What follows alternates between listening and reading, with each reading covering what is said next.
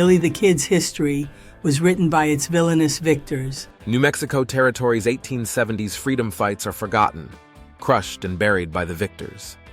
The political cabal called the Santa Fe Ring, which seized executive, legislative, judicial, and law enforcement powers. But the Ring made a mistake by singling out one young freedom fighter, self-named Billy Bonney, for national press as the outlaw Billy the Kid. He was so unforgettable that he carried the Ring into the present and truth's glare. The Santa Fe Ring began as a land grab scheme by two attorneys, Stephen Benton Elkins and Thomas Benton Catron. They seized a loophole in the 1848 Treaty of Guadalupe Hidalgo, which ended the Mexican-American War, with the winning United States getting northern Mexico. Though Mexican land grant owners stranded there were promised protection, they had to prove ownership to Congress. Elkins and Catron, moving from Missouri to the territory, became the grant owners' attorneys. Then they cheated them into selling their land cheaply. They kept it or resold it at great profit. By 1866, their so-called friends in government and law enforcement colluded to give them absolute power. Catron's and Elkins's biggest land grab was in 1870. They tricked Lucien Bonaparte Maxwell into selling them his 2-million-acre Maxwell land grant, the legacy of his Taos heiress wife, Luz Bobby Inn. Buying it for just $600,000, they resold it for $1,350,000, over $32 million today. As co-bosses, Catron controlled the territory. Elkins went to Washington, D.C., first as territorial delegate, and made their federal network. Both amassed banks, mercantile outlets, mines, railroads, and ranches. In 1870, Maxwell bought Fort Sumner, the military base for Bosque Redondo, a concentration camp for Navajos and Apaches, abandoned in 1868. Making it a town, he rebuilt its officers' quarters as his mansion and herded sheep on its thousands of acres. In 11 years, Billy Bonney would be shot dead in his mansion, there for love of his daughter, Paulita. In 1872, grassroots anti-ring rebellion started with the legislature revolt. Bills were passed to stop ring judges' malicious prosecutions to destroy ring opponents. So Ringite Governor, Marsh Giddings, used troops to abort the bills and began the Ring's branding freedom fighters as outlaws. In 1876 came the Grant County Rebellion, with a published Declaration of Independence, and failed attempt to secede to Arizona Territory to escape the Ring. In 1877, the Colfax County War peaked. In 1875, the Ring had murdered anti-Ring leader Reverend Franklin Tolby. In 1876, Ringite Governor S.B. Axtell removed all courts to block prosecution of Tolby's murderers. In 1877, local heroine Mary Tibbles McPherson exposed the Ring to federal officials. But Ring-protecting President Rutherford B. Hayes stonewalled her. In 1878 was the lost Lincoln County War, with Billy Bonney becoming the people's hero and the Ring's target.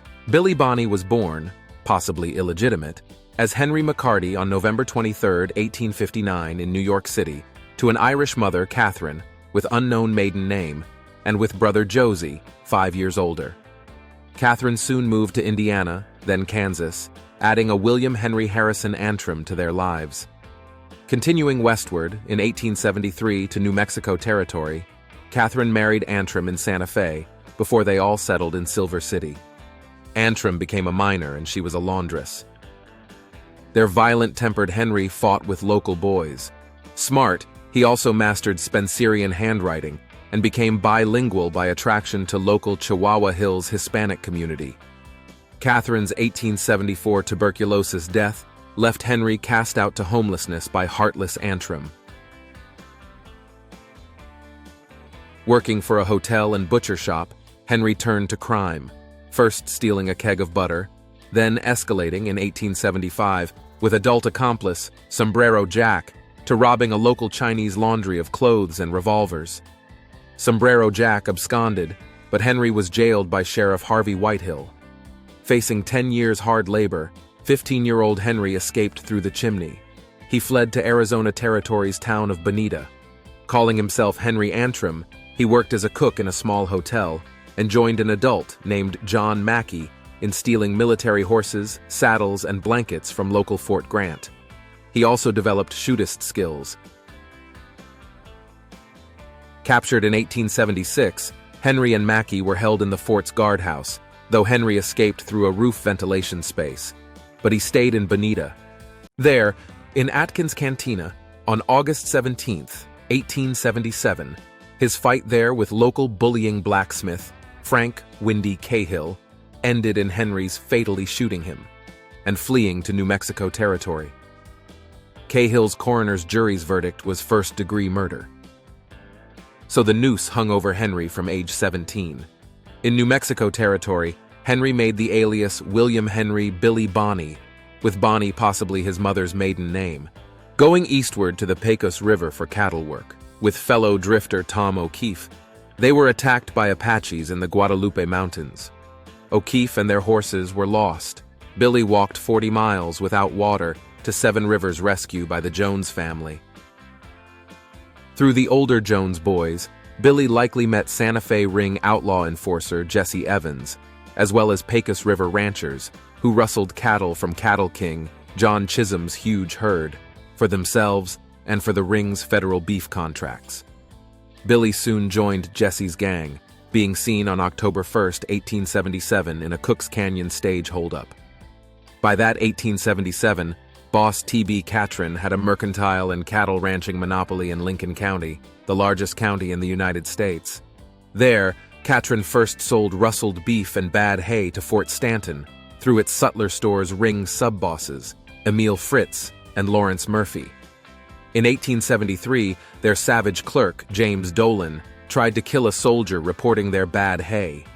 Expelled, but backed by Catron, moving 9 miles away to Lincoln, the men built a huge 2-story store, nicknamed The House. When Fritz died in 1874, Murphy partnered with Dolan as L.G. Murphy and Company. They gave usurious credit for goods and murdered. In 1875, when local rancher Robert Casey beat Murphy in an election, their thug killed him that day. In 1876, Catron's cattle dealer John Riley, later a partner in The House, crippled Lincoln's anti-ring Hispanic leader Juan Patron in attempted murder. Into this vicious fiefdom moved 2 men who would change Billy Bonney's life. In 1876, attorney Alexander McSween settled in Lincoln with his wife Susan.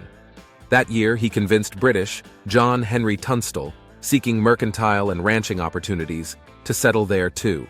McSween was anti-ring.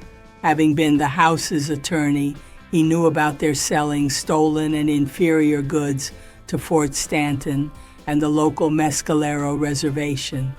By 1877, Tunstall, backed by his rich parents, completed his own general store, a short way east of The House, on Lincoln's Single Street. There, he added his apartment. And he also added a bank, making Cattle King John Chisholm president. And Tunstall planned cattle ranches along the Feliz and Penasco rivers to control grazing land to the Pecos. So Jesse Evans was assigned to Lincoln to get rid of John Tunstall by harassment or murder. Billy came along as a gang member. Boss Catron, as territorial U.S. attorney, did his part by initiating malicious prosecutions of McSween and Tunstall. In December of 1876, Catron had Alexander McSween arrested, along with John Chisholm, in the territory's Las Vegas, with both thrown in jail. McSween was accused of embezzling the life insurance policy proceeds of deceased House partner, Emil Fritz, whose siblings McSween represented for collection. Chisholm had faked charges about loans. In a February 4, 1878 hearing, Ringite Judge Warren Bristol indicted McSween for embezzling. Bristol also lied that McSween was in partnership with Tunstall to harass both with attachment or inventory of their property for the alleged $10,000 sum of the faked embezzled money. Bristol set McSween's bond at $8,000, with approval only by Ringite District Attorney William Reinerson, so Lincoln County's Ringite Sheriff, William Brady, could potentially kill him if thrown in Lincoln's pit jail. Jesse Evans began with stealing Tunstall's prized horses and mules, making Tunstall force Sheriff Brady to put Jesse and his boys in the pit jail. Meanwhile, gregarious Billy, met local Homestead Act farmers' cousins George and Frank Coe and Charlie Beaudry. They introduced Billy to Tunstall, seeking ranch hands. Billy accepted the job. When Brady enabled Jesse and his boys' jailbreak, Billy still stayed with Tunstall. That was how Billy became a Homestead Act owner of a ranch on the Penasco River, with fellow Tunstall employee Fred Waite. Tunstall intended to make his men ranchers along the Feelies and Penasco rivers to control all water for grazing lands, and Tunstall's men affectionately nicknamed Billy Kid. He'd finally found a home. Catron's plotting was to incite McSween's and Tunstall's violence, to kill them in claimed self-defense. But Tunstall merely said, "The life of one man is worth more than all I own." This show of goodness likely astounded hardened Billy, so Sheriff Brady was under ring pressure. Tunstall had to be killed before April's Lincoln grand jury exonerated McSween. On February 18, 1878, Brady's big posse of ring-loyal Seven Rivers men, with added Jesse Evans and his boys, attacked Tunstall and his men, including Billy, while they were driving his attachment immune horses from his Feelies River ranch back toward Lincoln. Tunstall was murdered. Billy and the other men heard the killing shots. Tunstall's hidden body with his shot horse was found the next day. The horror, after his 4.5 months with Tunstall, converted Billy from a criminal to an anti-ring zealot. Sheriff Brady obviously refused to arrest Tunstall's murderers, so Lincoln's anti-ring justice of the peace, John Squire Wilson, wrote the warrants, deputizing for their service, under Town Constable Adonacio Martinez, Tunstall's employees Fred Waite and Billy. But Brady illegally jailed them and confiscated Billy's Winchester .73 carbine, likely from Tunstall. Tunstall's men named themselves Regulators, after pre-Revolutionary War freedom fighters, and made Dick Brewer leader. On March 6th, with Wilson's warrants, they arrested Tunstall murder possemen William Buck Morton and Frank Baker. On March 9th, Morton and Baker escaped and were killed by the Regulators, including Billy. Ringite Governor S.B. Axtell then issued a March 9th proclamation canceling Justice of the Peace Wilson's powers, outlawed the Regulators, and made Sheriff Brady and Ringite District Attorney William Reinerson the sole law enforcers. Obviously, Brady's next victim would be Alexander McSween, now hiding. The opportunity would be McSween's April 1st return to Lincoln for his grand jury trial. So the Regulators, including Billy, hid in the Tunstall store corral behind its adobe-walled gate and ambushed Brady and his deputies, walking east to meet McSween. Sheriff Brady and Deputy George Hendman died. Billy recklessly ran out and retrieved his stolen carbine from Brady's body. Appointed by the county commissioners was neutral John Copeland as sheriff. On April 4th, the Regulators encountered Tunstall murder posseman Andrew Buckshot Roberts in Blazer's Mill within the Mescalero Indian Reservation. Resisting arrest, Roberts shot wildly, striking Charlie Beaudry's belt buckle, maiming George Coe's hand by the ricocheting bullet, hitting John Middleton, and killing Dick Brewer. Beaudry fatally shot Roberts. Billy did not fire a shot. Then optimism arose. April's grand jury exonerated McSween of embezzling. Billy and the other Regulators were indicted for the murders of Brady, Hindman, and Roberts, though not pursued, and Fort Stanton's ring-biased commander, George Purrington, was replaced by Fort Union's Colonel Nathan Augustus Monroe Dudley. Optimism was short-lived. The Lincoln County War had started with Seven Rivers ranchers siding with the ring and skirmishing with Regulators. Again, Alexander McSween hid, in the town of San Patricio, or at John Chisholm's Roswell Ranch. On April 28, 1878, Seven Rivers men murdered new Regulator leader Frank McNabb. Hosea Doc Scurlock became the next leader. On April 30th, McNabb's killers attacked in Lincoln, but the Regulators killed a few, and Sheriff Copeland arrested the remainder. So ring sub-boss James Dolan with George Pepin and Billy Matthews went to Blazer's Mill to get Justice of the Peace David Easton's warrants against McSween and Billy for that skirmish's killings. But Easton then quit, invalidating his warrants. Then new Commander Dudley's ring bias became evident. He set free McNabb's killers put there by Sheriff Copeland and forced Copeland to take troops to San Patricio in failed attempt to arrest McSween with Easton's warrants. On May 28th, Governor Axtell, by proclamation, removed Copeland and made Ringite George Pepin sheriff. Alexander McSween fought back. He reported Tunstall's murder to the British ambassador Edward Thornton, triggering a federal investigation of U.S. officials' guilt. Federal investigator Frank Warner Angel was sent. On June 8, 1878, Billy risked his life to come to Lincoln to give Angel his deposition on Tunstall's murder. Further encouragement was Congress's passage, on June 18, 1878, of the Posse Comitatus Act, barring military intervention in civilian conflicts, except to protect women and children. Then, the ring struck. On June 21, 1878, Boss Catron, as territorial U.S. Attorney, set up hanging the regulators with Federal Indictment 411, including Billy as the Kid, for killing Buckshot Roberts in the federally controlled Mescalero Reservation. On June 28, ignoring the Posse Comitatus Act, Sheriff Pepin took troops to San Patricio to murder McSween, though the people hid him. In revenge, on July 3, 1878, Pepin massacred people of San Patricio using outlaw John Kinney's gang. It triggered the Lincoln County War Battle.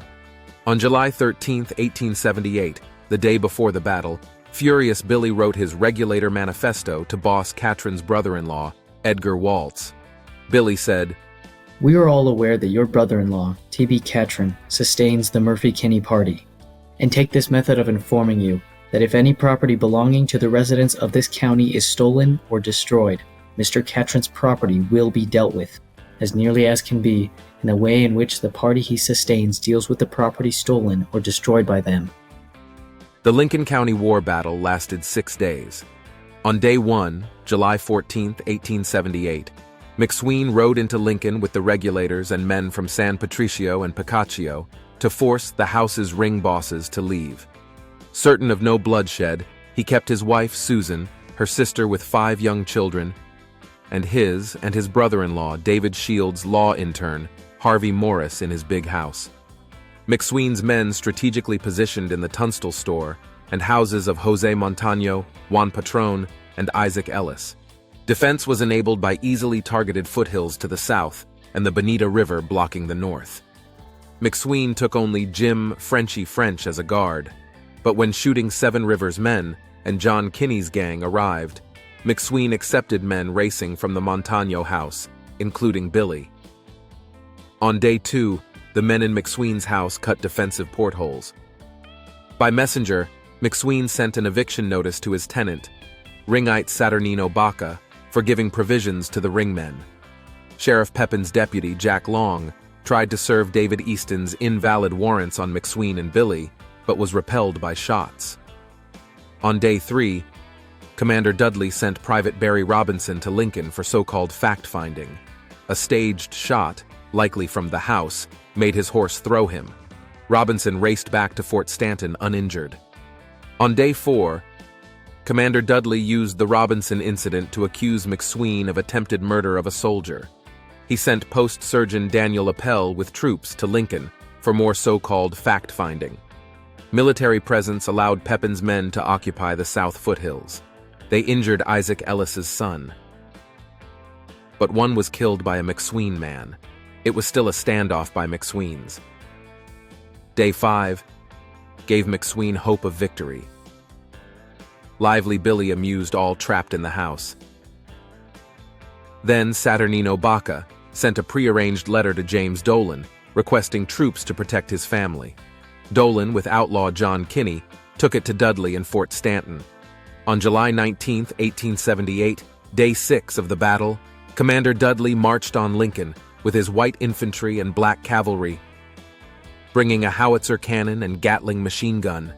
He threatened McSween with leveling his house if a shot was fired, and left soldiers there. He gave Pepin soldier guards. McSween's terrified men fled from the other locations. Learning David Easton's warrants were invalid, Dudley forced Justice of the Peace Wilson to write warrants against McSween and Billy for the Robinson shooting. All in McSween's house were trapped as Pepin planned incineration. Pepin's men set fire to the house. Later, the women and children were allowed to leave. By 9 p.m., the men, relegated to the east kitchen, attempted escape into Pepin's firing posse. Billy, while running with others, saw Dudley's 3 white officers fire a volley at them. They were possibly Harvey Morris's murderers. Billy and the survivors crossed the Bonita River to rescue. McSween was murdered, along with Possum Robert Beckwith trying to serve his warrant by wildly firing Pepin men. McSween's corpse was found the next day, with his starving yard chickens having eaten his eyeballs. Most regulators fled the territory, but Billy stayed, selling rustled ringite stock in Tascosa, Texas. On October 24, 1878, he sold a Henry Hoyt dead Sheriff Brady's horse and wrote him a bill of sale. Meanwhile, President Hayes feigned justice. He made investigator Angel report that Jesse Evans, not U.S. officials, murdered Tunstall. Hayes replaced Governor S.B. Axtell with Civil War General Lew Wallace. Wallace was the people's hope. In reality, he feared the ring and intended to end conflict by hanging remaining freedom fighters as outlaws. Complicating Wallace's solution was Susan McSween's bringing in attorney Houston Chapman to prosecute Commander Dudley for murdering her husband and arson of her home. And complicating the ring's solution was zealot Billy Bonney. On February 18, 1879, James Dolan held a peace meeting with him in Lincoln. It ended with disaster. The group encountered Chapman. Dolan and Campbell shot him point blank. Jesse Evans was there too. Dolan set fire to his body. Billy was again a witness to ring murder. Governor Lew Wallace was given an outlaw list by the ring. Billy was number 14 as the Kid, so Wallace offered a $1,000 reward for him. Wallace also made an amnesty proclamation for all the war's fighters, excluding the indicted, like Billy.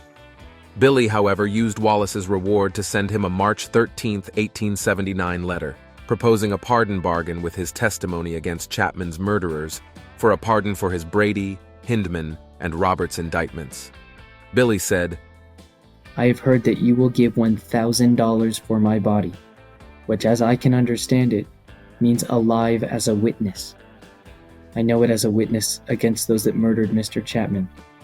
If it was so as that I could appear at court, I could give the desired information. But I have indictments against me for things that happened in the late Lincoln County War, and am afraid to give up because my enemies would kill me. The day Mr. Chapman was murdered, I was in Lincoln, at the request of good citizens, to meet Mr. J.J. Dolan, to meet as friends, so as to be able to lay aside our arms and go to work. I was present when Mr. Chapman was murdered, and know who did it. And if it was not for those indictments, I would have made it clear before now. If it is in your power to annul those indictments, I hope you will do so as to give me a chance to explain. Wallace then met with Billy in the home of Justice of the Peace Squire Wilson. Billy believed the bargain was confirmed. By March 21, 1879, Billy allowed his sham arrest by current Sheriff George Kimbrell, with sham imprisonment in the Lincoln home of his friend, jailer Juan Patron, all to hide his upcoming prosecution testifying. In the April grand jury, Billy finished his side of the bargain by testimony that got Dolan, Campbell, and Evans indicted, though the last two had already escaped. The ring retaliated by changing his venue for his own indictments from Lincoln to Doña Ana County to ensure hanging.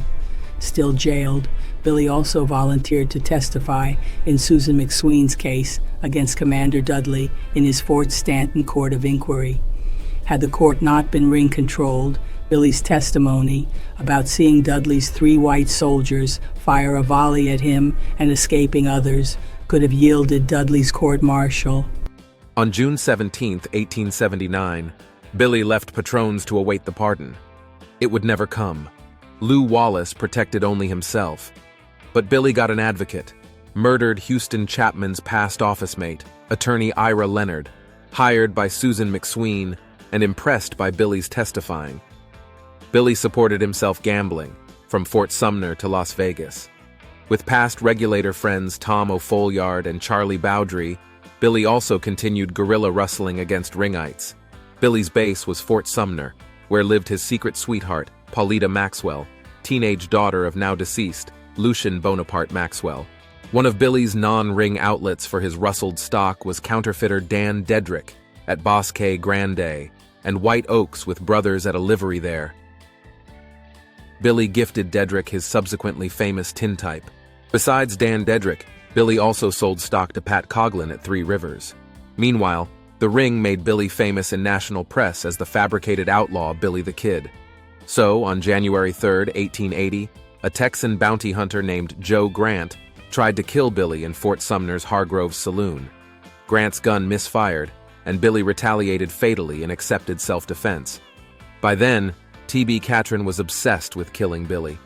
With co-boss Stephen Benton Elkins in Washington, D.C., in September of 1880, he got Secret Service Special Operative Azariah Wild sent for the task. Wild's ring handlers included James Dolan, whose Chapman murder case had been dismissed by ringite Judge Warren Bristol. But on October 8, 1880, Billy's loyal attorney, Ira Leonard, used Wild to get a second pardon chance for Billy by exchanging his testimony against counterfeiters. So James Dolan convinced Wild to arrest Billy at the meeting.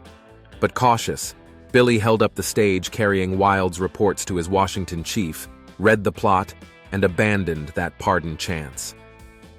Dolan then convinced gullible Wild that Billy headed the country's biggest counterfeiting rustling gang. To get rid of anti-ring sheriff George Kimbrell, the ring promoted past buffalo hunter Pat Garrett, with plantation background. On the Texas Buffalo Range, he had already murdered a kid named Joe Briscoe, but claimed self-defense. Coming to Fort Sumner in 1878, he knew Billy. Advertised to new White Oak settlers, Garrett won. Kimbrell was forced to deputize him, and Azariah Wild made him a deputy U.S. Marshal for territory-wide jurisdiction to kill Billy. On November 22, 1880, White Oak's men tried to kill Billy, ambushing him and his group at nearby Coyote Spring, killing 2 horses before they escaped. Right after that, they attacked again at the ranch of Whiskey Jim Greathouse. Their spokesman, Jim Carlisle, entered to demand Billy's surrender. They held Greathouse outside, with death threat as Carlisle's protection. Hearing a random shot outside, Carlisle leapt through a window and was killed in friendly fire. But they blamed Billy. On December 12, 1880, Billy wrote to Wallace denying killing Jim Carlisle and mocking his outlaw myth. Billy said, I noticed in the Las Vegas Gazette a piece which stated that Billy the Kid, the name by which I am known in this country, was the captain of a band of outlaws who hold forth at the Portales. There is no such organization in existence, so the gentleman must have drawn very heavily on his imagination. Hypocrite Wallace's only response was to issue a December 22, 1880, Las Vegas Gazette personal reward notice of $500 for Billy's capture. On December 19, 1880, Pat Garrett, with Texan posses backed by Azariah Wild, ambushed Billy's group entering Fort Sumner. Only Billy's sidekick, Tom O'Folliard, was killed. Billy and the others, attempting to escape the territory in a blizzard, rode east to Stinking Springs, to its rock house, line cabin, east of Fort Sumner. On December 22nd, Garrett ambushed them there, again trying to kill Billy, but shooting dead Charlie Bowdry when he exited wearing Billy's sombrero. The rest surrendered. Transporting his prisoners, Garrett stopped in Fort Sumner, where Luz and Paulita Maxwell futilely tried to help Billy escape. Billy was then held for a day in the Las Vegas jail, where a crowd of adulating fans gathered when he was interviewed outside by a reporter. Billy was held in the Santa Fe jail from December 27, 1880 to March 27, 1881, because the ring awaited railroad track completion to the Mesilla area to avoid Billy's capture by partisans. From the jail, Billy wrote 4, ignored, pardon plea letters to Governor Wallace. Wallace was just a few streets away in the Palace of the Governors. On March 4, 1881, Billy wrote, I have done everything I promised you I would, and you have done nothing that you promised me. Unmoved, Wallace ignored him, while basking in success of the bestseller he had written while in New Mexico, Ben-Hur, A Tale of the Christ. On March 28, 1881, Billy was transported to Mesilla by train, accompanied by protective attorney Ira Leonard. Presiding in its courthouse, the judge would be Billy's enemy, ringite Warren Bristol. Billy's first trial was for Boss Catron's federal indictment 411 for the Buckshot Roberts killing, supposedly in the Mescalero Reservation. But Ira Leonard got it quashed as invalid, because it wasn't really a federal case, since the killing site was Blazer's Mill, private property under territorial law. Leonard then suddenly withdrew, under likely ring death threat. Judge Bristol then appointed to represent Billy, attorney Albert Jennings Fountain, who believed Billy was an outlaw. For Billy's April 8, 1881 trial for the Sheriff Brady killing, Fountain merely told the jury to follow Bristol's instruction, which had only first-degree murder with hanging penalty.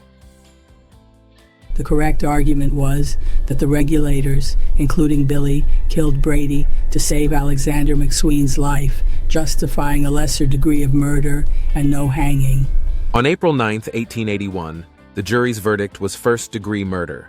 On April 13th, Judge Bristol sentenced Billy to hang the next month, on May 13th. On April 15th, 1881, from the Mesilla jail, Billy wrote to attorney Edgar Capeless, conducting his replevin, or recovery case, for his bay racing mare, against Pat Garrett's posseman who had stolen her in the Stinking Springs capture, then sold her. Billy wanted to use her to pay attorney Fountain for an appeal, but Capeless only won after Billy's killing. Billy was transported to Sheriff Pat Garrett's custody in Lincoln's new courthouse jail, arriving on April 21, 1881. As the past house, it had been sold by its real owner, T.B. Catron, to the county. For Billy's two guards, Garrett deputized Lincoln County war ring rustler and murderer Bob Ollinger, and White Oaks' possible Jim Carlisle killer James Bell. Billy was arm and leg shackled and chained to a floor ring in a second-floor east room. On April 28, 1881, with Garrett away collecting taxes, Billy broke jail. His likely accomplice was the building's caretaker, and John Tunstall's anti-ring cook, Gottfried Gauss, who possibly left him a revolver and a screw key to his wrist shackles in the outhouse. Billy offered to tie Bell, but he leapt down the back stairs, and Billy shot him. Bob Ollinger, with other prisoners across the street for lunch, heard the shot and ran back. Billy, waiting in the upstairs window, blasted him with Ollinger's own Whitney double-barrel shotgun. Gauss then gave Billy a miner's pick to break the leg chain to enable riding. Meanwhile, gathered townspeople did not interfere. They won the war their own way. Gauss next provided the escape pony. So Billy Bonney's final tally was 9 men, with Frank Windy Cahill, Joe Grant, James Bell, and Robert Ollinger, the only ones provably by his hand. The others were William Buck Morton, Frank Baker, William Brady, George Hindman, and Andrew Buckshot Roberts. Billy first crossed the Capitan Mountains to his friend, Eugenio Salazar. Then he went south to the Penasco River Ranch of his friend John Meadows, possibly considering Mexico. But he then turned northeast to Fort Sumner to Paulita Maxwell. He trusted the Maxwell family and hid in their sheep camps. On May 1881, hypocrite Governor Lew Wallace offered his second personal $500 Billy the Kid reward, now in the Santa Fe Daily New Mexican. In the future, he would publish outlaw myth articles about Billy the Kid, where he heroically offered the pardon, but Billy broke the bargain. Pat Garrett heard rumors that Billy was in Fort Sumner. He went there with his deputies, White Oaks settler John William Poe and local hog raiser Thomas Kip McKinney. Early on July 14, 1881, Poe, a stranger to locals, checked Fort Sumner, then met with Milner Rudolph, postmaster in nearby Sunnyside. Poe decided Billy was nearby. So secretly arranged was for town owner Peter Maxwell to call Billy to a meeting in his bedroom that night for an ambush.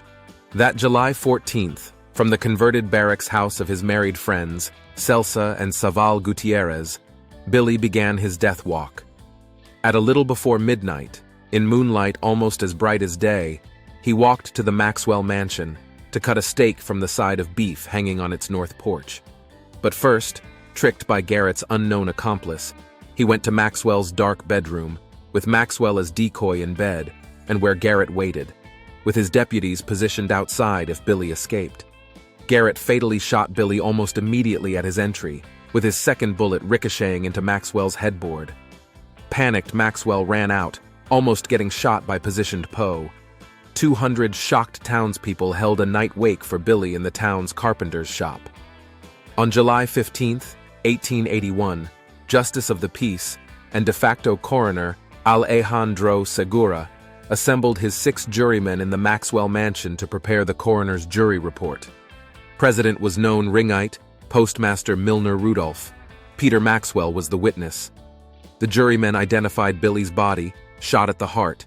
They declared justifiable homicide and supported Garrett's getting the reward. Segura then wrote the 3-page coroner's jury report in Spanish, and Billy's friend, family servant, Deluvina Maxwell, later saw his body there. Billy was buried in the nearby Maxwell family cemetery, beside Garrett's other victims, Charlie Bowdry and Tom O'Folliard. Close by was buried Grand Lucian Bonaparte Maxwell, a victim, like them, of the Santa Fe Ring. Garrett, represented by boss Catron himself, had to wait to get his $500 reward. The legislature had to convert Lew Wallace's private reward offer to a territorial one for him to be paid from territorial funds on February 18, 1882. Then silence fell. Ring terrorism triumphed. Billy Bonney, the territory's last freedom fighter, was gone. Thomas Benton Catron became one of New Mexico's first 2 senators at 1912 statehood. Still existing Catron County was named after him in 1921, just before he died peacefully in bed. But escape from truth is impossible as long as the real history of Billy the Kid is told.